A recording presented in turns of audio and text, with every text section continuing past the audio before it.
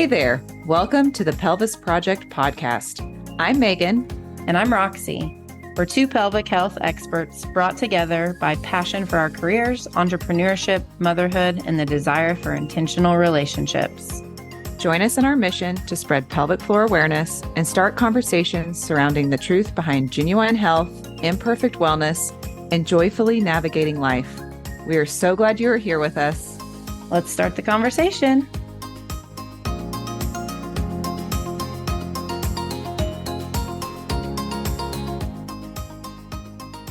Hello. Hi. Here we are, 9:32. We're just need to on change a streak. we need to change the name of our podcast to like late night conversations. Late night pelvis project. EM pelvis. Yeah. Oh man. Hey, well, tell me something good, Megan. Okay. Start with our tell us something good. Okay. This is kind of silly, but it just makes me happy. It makes my heart happy. So there is a local marketing ad agency here. Well, Roxy and I did our pictures with them. They're the Brand 5. And they randomly they're doing this dog contest where you could submit your photos of your dog. And then if your dog wins, then you get a photo shoot, like a professional photo shoot. And I was laying in bed. I don't even know what it was last week or something was the cutoff. And I was not feeling well. And so I was just resting. And I happened to see their last day to enter. And I just on a whim was like, oh, I should put Tucker in this because Tucker's he's a big boy. And anyway, so I submitted it. And then they have somebody go through all these submissions to get the top 12. And then the top 12 are put into their digital magazine. And then from there, people vote. Well, you had to make a dating profile written as the dog. So it asks what's your occupation? And I put something and then I picked the prompt, the key to my heart or whatever. And so I wrote it from Tucker's perspective. And then I uploaded this picture, which I don't know what I was thinking. I'm in the picture. Everybody else's pictures are just of their dog. I'm in the picture. But anyway, he was picked for the top 12. Oh, that's fun. So it's just fun. The kids think it's fun. And we've just been playing, pretending Tucker's talking, I'm a celebrity now and that sort of thing. So anyway, it's just been fun.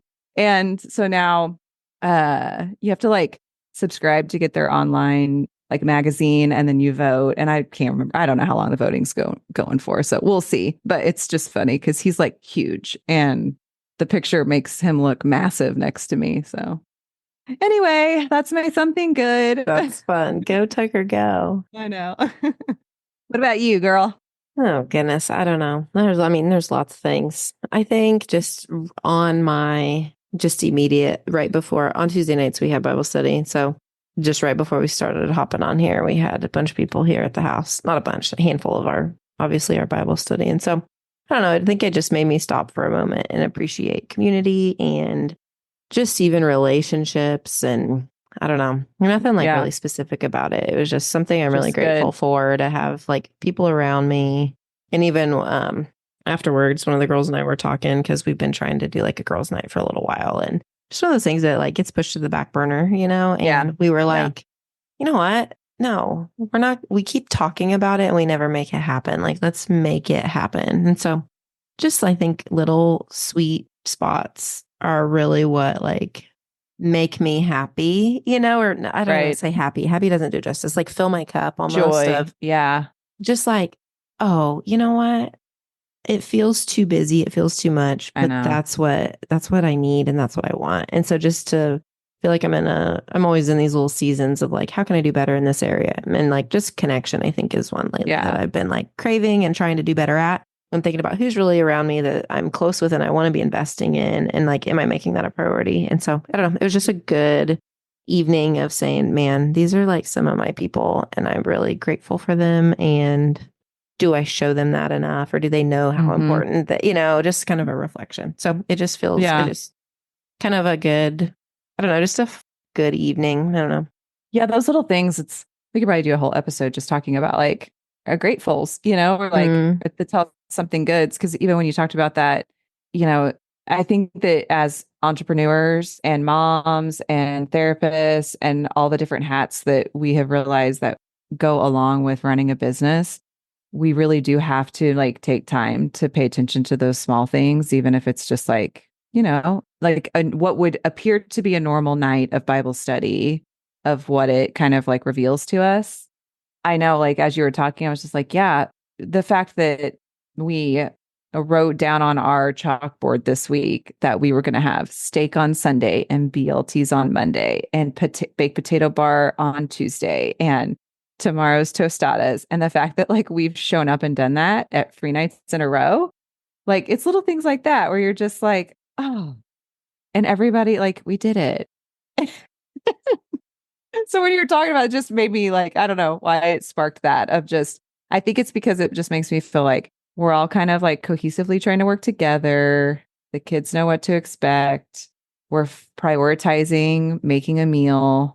And you forget that sometimes just simply like being able to like make a meal and your family all sit down and eat it together Hmm. is so, so good. Anyway.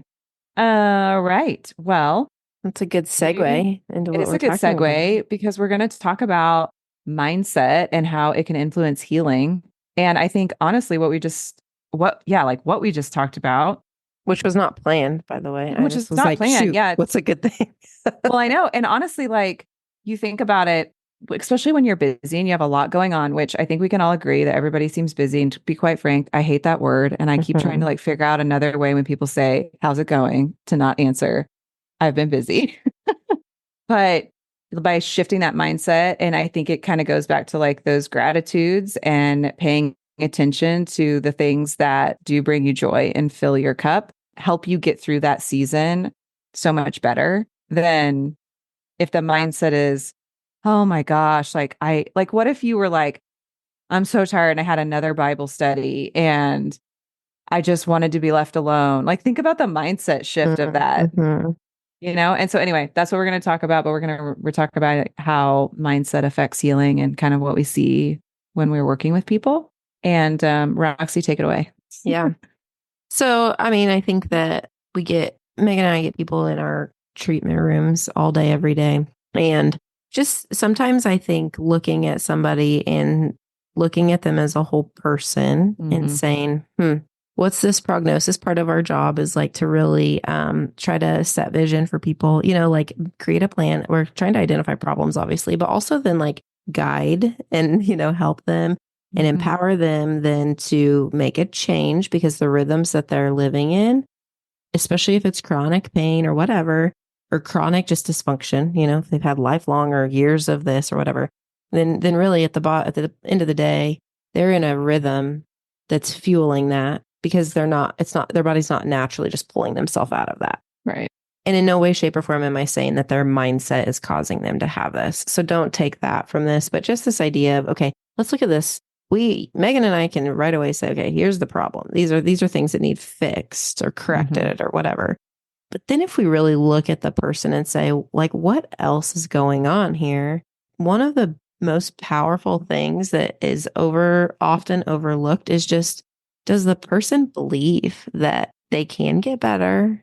Hmm. Does the person believe that what you're telling them is going to help them? Like, there's just all these like doubts, or, some people are like 100% gung ho, let's do this. Hmm. Some Hmm. people are like, okay, yeah, I guess, like, I don't know. There's just like Yeah. these different perspectives. And so that's kind of what we're going to talk about is just saying, yeah, you can be the best therapist. You can know all the skills. Like, we can know everything black and white objectively that needs to correct this person's body. But why does it fail? Like, if Right. it was a cookie cutter, we wouldn't even need us because there'd probably be a manual and people would just buy the manual of how to stop peeing your pants. Does that make sense? Like, Yeah. that's really like, Let's Google it. that's really silly sounding, but finally, like, there is an art to it. And a big piece of that is mindset. Yeah. Well, and I have a couple of examples. One of them actually was just today, but I think I think the best way to kind of like honestly talk about this is to kind of share some experiences of like what we've seen happen. I had an individual that I was seeing who I adore, like adore. And obviously when we first met, we didn't know each other. and this isn't just, honestly, this is one particular case, but I can think how it is honestly probably, so many people that I've seen. It just happens to be this is the one that really, like, I'm so proud of the progress this individual's made. And so, right, like as therapists, this isn't going to sound shocking, but you have that person that comes in and has had an issue for a very long time and this chronic pain and had some sort of trauma or some sort of event. And they have tried so many things and it hasn't worked. And maybe they weren't heard or maybe they were rushed. And so it does start, like Roxy was talking about, a rhythm or a cycle of like, this isn't going to work. This isn't going to work. And in the meantime, the body's in pain. And so it's just this cycle, this pain cycle happening. And it revs the nervous system up even more. And then when the nervous system's revved up, we have more anxious and then maybe we're depressed. And then that drives our inflammation. And so then we're just like, we feel awful. And we literally get in a mindset of, I feel awful. Nothing is going to help me. And so I had a case that somebody came and I could identify right away what was going on. I knew that I could help this person, but they still were unsure. They weren't they weren't ready yet. They weren't sure. They were still seeking other options. And it was like kind of one of the first times that I really had to be like, okay, listen, like I know what I can do and I'm confident in that. And you really do have to just trust me. And I had to be a little bit more like blunt about it, which I don't always have to do. And luckily they did. And one of the biggest things was first, like changing the mindset that she could heal because it had been going on for so long. And again, maybe not being heard or not getting the care that, probably needed to happen or kind of being blown off, that her nervous system and her body had started to be like, this isn't going to happen. I'm never going to get my life back. We really did have to work not only on obviously the physical changes and musculoskeletal and fascial system and all the things, all the things that we would do. But every single time we had to have a conversation about just mentally, like the mindset of where she was at and how progress was going to be made and what progress looked like, because it wasn't like overnight we were going to just make everything go away. But it literally could have been the fact that like maybe she thought about her pain 50% less from the last visit I saw her. And doesn't mean the pain was gone, but that itself was a huge shift. And so I feel like I'm rambling about this, but the biggest thing that honestly got her better was her finally believing in herself and finally trusting her body, that when we started to do things, it got a little fussy, but body was just responding and the way that it had been responding for the past over a year. And I like to say, we like to sweet talk it. We have to sweet talk the body. We have to get it to kind of like trust what we're doing, little baby steps. Literally, if you have to say out loud, body, you're okay. Like you have to try these things. And as she started to see the changes, her mindset shifted for her to be able to believe, oh, okay, I can do this. And little by little, that's when all of a sudden you could see it happen. She shifted. She's like, yep, I trust myself. I know this is going to happen. And she took off. And now, I mean, she's doing amazing. And then the first time that she had a setback and she had like a flare, she was like, oh my goodness, it's so great that when this happens, my mindset is like, all right, I'm prepared for this. I know how to handle this. I know I can get myself out of this, instead of, oh my goodness, I failed. I'm going back. I'm starting from scratch. If you can flip the switch on your mindset, it makes such a huge difference in your ability to tackle the obstacles ahead of you, And also, I would venture to say, like, pain levels are improved. So, like, really, point number one is let's switch the victim mindset to then, because ultimately what you were saying is like, or what she had to believe is that she has the power to help herself. Yeah. And every time a symptom came, she wasn't just the victim, helpless, right? Like, ooh, this flare came. I'm going to do she's empowered. 1, 2, or 3, And that's sometimes I think just saying like, even if someone's like, I'm in pain 100% of the time, I'm like, well, what is there a position that makes your pain less? Well, I can like do this or whatever. I'm like, awesome. Yeah. If there's one thing you can do, that will help you shift your mindset. If you're in the darkest, lowest place ever, it's like one little strategy or one little thing. Like, let's just pull out one thing. And Yeah. that then switches from the victim being a victim of what's happening to you to then saying, oh, I have the power. I know if I get in this position, or I know if I do this thing, or if I drink more water, or whatever it is. Mm-hmm. Like, Mm-hmm. and this is with anything, like Yeah. I'm feeling sick. If I sleep, if I go to bed early, I know that I can change it. It's like all of a sudden it's like, cool, me. Like I know how Yeah. to get healthy. I know how to take the first step. Using those tools. And listen, I mean, I feel like as somebody who has to manage a chronic disease, a chronic illness, I don't want to call, I mean, I feel like those are such strong words, darn it, but it is what it is, When I have a flare and I wake up, and I'll know the second I wake up that I'm like, oh no. And depending on my mindset, it can take me down real quick, or I have learned. And listen, this happened like 2 weeks ago, and my mindset was awful, and it made it worse. And I like pity partied for myself for a little bit, which we're not saying like that's okay. That's okay. But it's happened enough now that I know if I right away, I try to switch my mindset, I'm capable.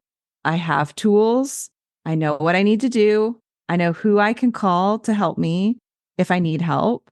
My body can get through this. I trust that it can. I believe that it can. I know that it's just talking to me. And now I need to stop and listen, and literally changing that mindset of like, my body is talking to me and I am here for it. I'm going to show up for it.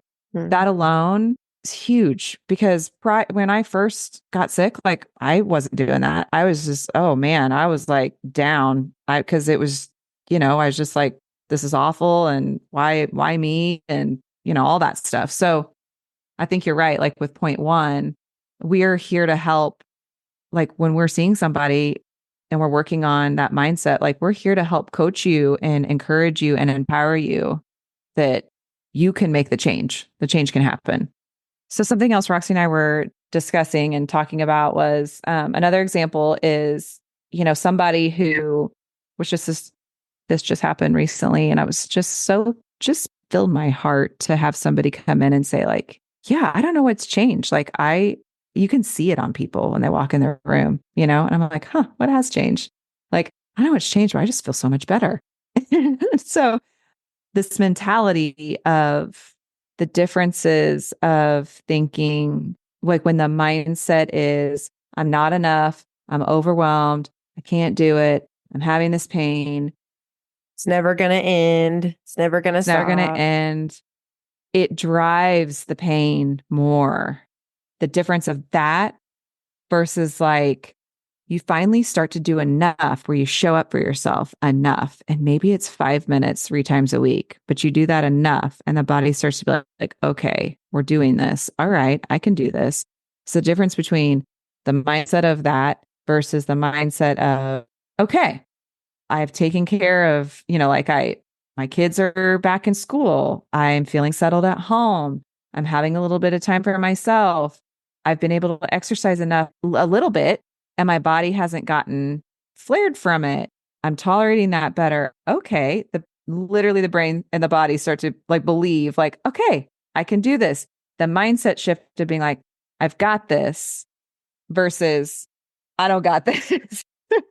I think we all have been in those places, and I think we have to recognize and stop ourselves when we start, I say like going down the rabbit hole or like going down the quicksand, those differences of what we see happen. And for this particular person, when I saw the shift happen now for the past 3, 4 visits, we've seen a trajectory in the right direction versus when the mindset, all of a sudden, things were just too much in life for her, symptoms were going the other direction. And so it is a lot of like on us when we're working with somebody, a lot of talk and like listening and like letting people and clients maybe unpack some of the stuff that they're going through to try to help see that positive mindset shift.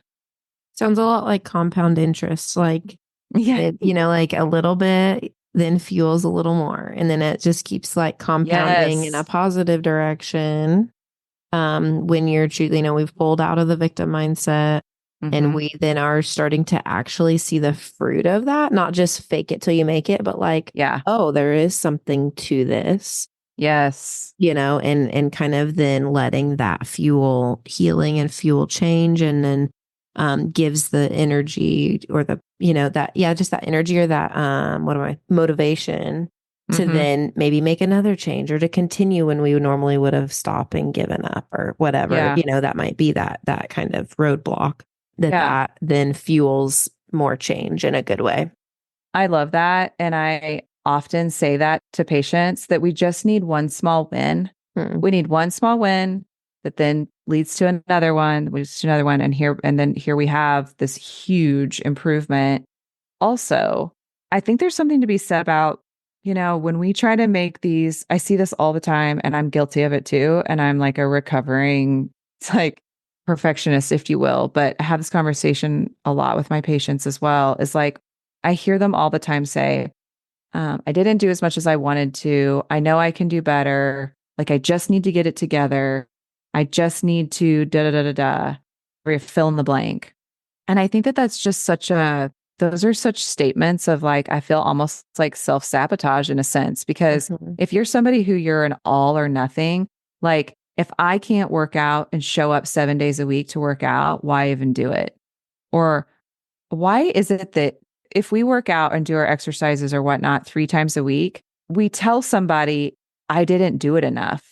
Like, I wasn't enough. It is so crazy that we cannot flip our mindset of saying, yeah, I did it 3 times this week. And for me, that is really freaking amazing. So that's something that I've been working on with people of when they say, like, well, I didn't do it as much as I wanted to. I say, well, what does that mean? Well, I did it 3 to 4 days this week. And I mean, I'm like, that's fantastic. And like, can we, I was like, we need to practice not being perfect, like embracing the fact that we do not need to be perfect. And yes, do we want to show up and have discipline? And yes, in our lives? And yes, like that is. But for some individuals, it takes you down a path. Like, speaking from somebody that has this as a problem that I've worked on, it's almost like I have to practice not being perfect, if that makes sense. I don't know. Do you ever deal with that, Roxy? I think I've embraced it at this point. Yes. You No, definitely have I been. think In I our think friendship, you've always been more laid back than I have. I don't know. Yeah. I'm like, I need to I be more like Roxy. No, not at all. Don't do that. No, but I think that kind of segues into like maybe like a third point that I'm just thinking of with a conversation that I had this week of a gal basically saying, "What if I don't think I can get better?" And Mm-hmm. of just like even the thought of being healthy feels like too big of a mountain, and Mm-hmm. just even speaking into that like all or nothing mentality of like, Yeah.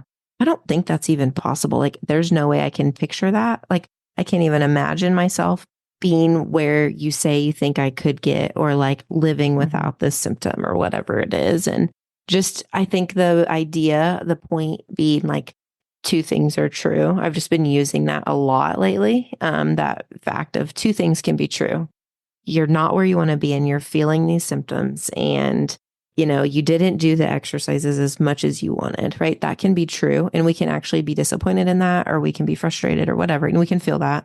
But then Mm-hmm. at the same time saying, but I'm actually better than I was a month ago, or I did work out 3 times. It's like kind of what you're saying, Absolutely. but just holding those two things are true of saying, I'm not where I want to be, but I'm getting there, essentially, is Yes. what it breaks down to. And being able to say, at this point, that's almost too big of a goal. And so let's not wallow in the fact that that seems impossible, and say, no problem. Like, what's attainable right now? Like what Yeah. is achievable, and what can you picture, and what could we work towards a smaller goal right now, and say, that feels too big, but this doesn't. I just think those two things Yeah. are true. Too often in that perfection like Mm-hmm. mindset, do we focus on only one thing can be true at a time? And that's just not the case. Yeah. And that allows us grace while also not giving room for complacency or laziness or that self-sabotage. Well, and I think it's hard because with what we see on the internet and Instagram and all this stuff, like, you see people working out in these amazing bodies and you're like, okay, that's what I need to be doing. And what those pictures or what those reels or what those don't show is the amount of time it took to get there. And maybe the person had dips and up and down. Like we like to say, healing isn't linear, it's like a roller coaster. And so that's where that like comparison, like you have to put that out of your mind of like, what's my body? What can my body do? And what can I learn? How can I learn to trust my body? And how can I learn to listen to my body? And just from, personal experience of not that it's not discipline. I mean, I'm disciplined in knowing what I need to do, but I also have learned that for me, I mean, and for a lot of people, it just becomes unhealthy, to like think that just like that all or nothing mentality becomes unhealthy because often what will happen is then you will do nothing. And then you'll feel worse about it because and then you'll feel worse about it. Want to be doing. Yeah. Exactly. And then you'll wallow in it. And it's compounding in the wrong direction. And it's compounding in the wrong direction. This is like a good listen. If you've learned anything from this podcast today, we've kind of rambled on about it, but like really, I think we just want people to recognize that mindset is such a big piece of any healing or like your personal journey with like maybe fitness or training or like running a marathon, work. Even just working towards a goal, I would say, Yeah. of like, if we recap those 3 points, like don't be the victim. Yeah. Take control, and you can, and you will if you choose to. Don't let compound up, not down, like compound positively, not negatively. And that 2 things can be true. You can mess up, you can fail, but you can also still be moving forward. Like it might be that 2 steps forward, 1 step back type thing. Like this is hard, but it's good, or I didn't do this, but I did do this, and just holding space for that less than perfect. And just do the little thing and start layering it in. And I will literally sometimes break this down for people where I'm like, this week, this is what you're going to do. Next week, you're going to add this in. The third week, you're going to add this in. You're going to layer those up. And then before you know it, and it's like doable things, So hopefully you took something away from our little discussion about mindset. And let's see, Roxy and I are actually going to be able to, I'm really excited because we have this conference coming up called Pelvicon. We'll be talking all about it maybe at our next podcast. And it's in Atlanta. And so we get to be together, which is so funny because we only live an hour away and we haven't been in person together in quite a while. Yeah, it's been a minute. I know. So we're going to fly in and we're sharing a room at the hotel, which maybe we'll record our podcast while we're there. Maybe we'll have all of our pelvic health friends that'd be fun. On the podcast together. That would be so fun. We'll have to figure that out. Stay tuned, everybody. Yeah. Things are brewing. This could be amazing. Or chaos. It could be. Maybe we'll record multiple episodes. Could be chaos. Maybe you guys will get a good laugh. We can share some funny pelvic health things. Well, thanks for listening to this episode. And hopefully it struck a chord with somebody. And if anything, like just encouraging anybody listening that might be struggling with this and like just feeling like they're failing because they're not perfect in every area. Like, gosh, give yourself a break. And one thing that my dad always said to me when I was younger, and it still sticks with me today, is he just would say, like, I'd be so upset about something. And he'd like put his hand on my back and he'd say, doggone, like sometimes just don't have to take life so seriously. So that just always sticks with me. When I'm getting myself all worked up, words to live by.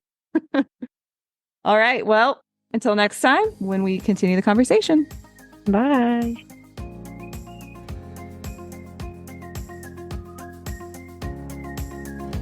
Thank you so much for joining us this week on the Pelvis Project podcast. Help us continue the conversation by liking and sharing this episode with friends. And if you really want to do us a solid, leave us a review. If you'd like to follow us on social, check out the show notes for links. And remember, this week, take a deep breath and relax your pelvic floor.